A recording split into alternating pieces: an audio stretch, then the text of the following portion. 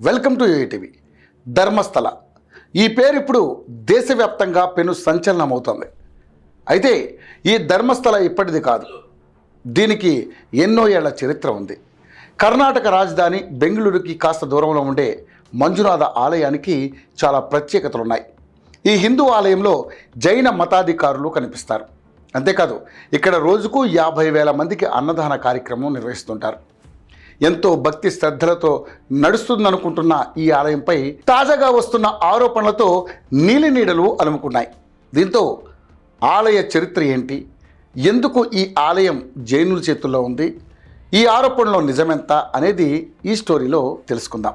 ధర్మస్థల అంటే ధర్మం ఎక్కడ ఉంటే దాన్నే ధర్మస్థల అంటారు. ఏ శివాలయంలో అయినా వైష్ణవ పూజారులను చూడగలమా? ఏ వైష్ణవ ఆలయంలో అయినా జైన మతాధికారులను కనిపిస్తారా? కానీ కర్ణాటకలోని ధర్మస్థలలో మాత్రం మనం జైనాధికారులను చూడవచ్చు. ఈ రాష్ట్రంలో ఉన్న అత్యంత ప్రసిద్ధి చెందిన పుణ్యక్షేత్రాల్లో ఈ ధర్మస్థల ఒకటి. అందుకే భక్తులంతా కూడా ధర్మస్థలకు ఒక్కసారైనా వెళ్ళాలనుకుంటారు. అక్కడి ధర్మదేవతల దర్శనంతో పాటు మంజునాథుని కన్నులారా చూడాలని ఆశపడుతుంటారు. అలాంటి ఆ ధర్మస్థల ముందు వైష్ణవుల ఆధ్వర్యంలో ఉండేది. అయితే ఇప్పుడు జైనుల చేతుల్లో ఉంది. జైనుల చేతుల్లోకి మారడానికి కారణం ఏంటనే విషయానికి వస్తే మాత్రం ఓ స్టోరీ ప్రచారంలో ఉంది. పూర్వం కుడుమ అనే పట్టణం ఉండేది. జైన సైనాధికారి బిర్మన్న హెగ్డే, ఆయన భార్య అమ్ము బల్లాతి ఉండేవారు. వీరికి సాటివారికి సాయం చేసే ఆదర్శప్రాయమైన దంపతులుగా పేరుంది. దేవుళ్ళ పట్ల వాళ్ళు చూపే శ్రద్ధకు దేవతలు సైతం ముగ్ధులయ్యారు. దీంతో ఒకరోజు అక్కడి ధర్మదేవతలు ఇద్దరు వృద్ధ దంపతుల్లాగా మారువేషంలో హెగ్డే ఇంటికి వస్తారు. అక్కడ బిర్మన్న ఇచ్చే ఆతిథ్యం స్వీకరిస్తారు. అనంతరం ఈ ఇద్దరు వృద్ధ దంపతులు బిర్మన్న హెగ్డే ఉంటున్న ఇల్లు బాగా నచ్చిందని ఇక్కడే ఉంటామని చెబుతారు. ఏమాత్రం ఆలోచించని బిర్మన్న దంపతులు క్షణం కూడా ఆలోచించకుండా ఆ ఇల్లు ఖాళీ చేసేందుకు సిద్ధపడ్డారు.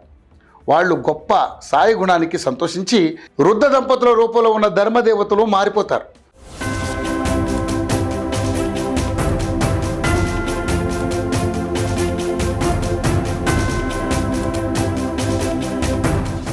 అప్పటి నుంచి కూడా ఆ ఇంటిని ధర్మదేవతలకు అప్పగించి పూజలు చేశారు. కాలక్రమేణా ఆ ఇంట్లో పూజలు అందుకుంటున్న దేవతలకు ఇద్దరు పిల్లలు పుట్టారు. వారందరూ కూడా అక్కడే ఉండి ధర్మ పరిరక్షణ చేసేవారు. కొంతకాలం తర్వాత ఆ దేవతలంతా కూడా విగ్రహ రూపంలోకి కొలువుదీరి పూజలు అందుకుంటుండేవారు. ఇలా ఒకరోజు ఆ ఆలయ పూజారికి పూనకం వచ్చి దేవతల పక్కన శివలింగాన్ని కూడా పూజించాలని ఆదేశించాడు. దీంతో హెగ్డే వంశీకుడైన అన్నప్ప హెగ్డే అనే వ్యక్తి మంగళూరు పక్కన ఉన్న కద్రి నుంచి శివలింగాన్ని తీసుకొచ్చి ధర్మదేవతల సన్నిధి పక్కన ప్రతిష్ఠించారు. అప్పటి నుంచి ఈ పుణ్యస్థలాన్ని ధర్మస్థల అని పిలవడం మొదలుపెట్టారని పురాణాలు చెబుతున్నాయి. కాలక్రమేణా ఆలయాన్ని పెద్దగా మార్చారు. చెక్క స్తంభాలతో నిర్మించిన ఈ ఆలయం అందమైన కళాకృతులతో శోభిలుతూ ఉంటుంది. ఈ ఆలయాన్ని చేరుకోగానే విశాలమైన ముఖద్వారం భక్తులకు స్వాగతం పలుకుతుంది. ఆలయ ప్రాంగణంలో ఒక సన్నిధిలో మంజునాథుడు, మరో సన్నిధిలో నరసింహస్వామి, మరో సన్నిధిలో పార్వతీదేవి ధర్మదేవతలు కొలువుదీరి ఉంటారు. ధర్మస్థల ప్రాంతానికి వెళ్ళిన భక్తులు ముందుగా అక్కడ కిలోమీటర్ దూరంలో ఉన్న నేత్రావతి నదిలో స్నానమాచరించి మంజునాథుని, అమ్మవారిని, నలుగురు ధర్మదేవతలను, గణపతిని, అన్నపు దేవుణ్ణి దర్శించుకొని ఆలయంలో ఇచ్చే తీర్థప్రసాదాలు స్వీకరించడం ఆనవాయితీ. అనంతరం ఆలయం బయట ఉన్న పురాతన రథాలను, వాహన ప్రదర్శనశాలను, పుష్పవాటికను, వసంత మహల్ను సందర్శించుకుంటారు.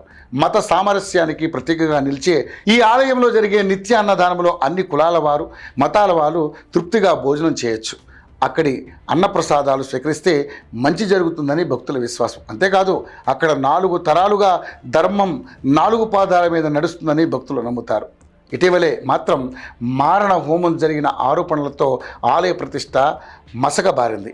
ఆ అపవాదు నుంచి బయటపడడం ఇప్పుడు ఆ ఆలయ నిర్వాహకుల చేతుల్లో ఉంది. చివరికి ఏం తేలుతుందనేది తెలియాలంటే కొద్ది రోజులు వెయిట్ చేయాల్సింది.